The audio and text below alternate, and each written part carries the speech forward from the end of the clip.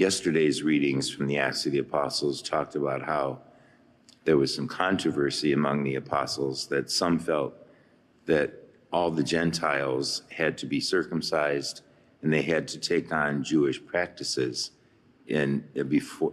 before they would become Christian. And so there was quite a discussion. And it makes sense if you put ourselves into their shoes. For centuries, the Jewish people were the chosen people, and they followed the commandments as God told them. And God allowed certain things, as it says in many places, because of the hardness of their hearts. They didn't have the total ability to understand things because Jesus had not yet come. And so they had certain practices that were very important to them, and they were important to God as well. But now that Jesus came and established the church and established the 12 apostles to go and preach not only to the Jewish people, but to people throughout the whole world, that was a whole new thing and difficult for them to accept. But Barnabas and Paul had been going about and preaching and teaching to the Gentiles, and St. Peter certainly had.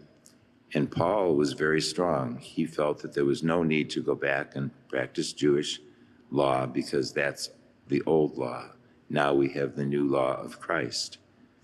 And notice that he or Peter didn't make the decision on their own. They all came together in the Jerusalem community, and there Peter and Paul and James and all the apostles discussed the issue and came to a conclusion about it. And that tells us so much about the church, that we're not individuals in the church who can interpret the scriptures on our own. We always have to turn to the church for understanding totally what God teaches us through his revealed word.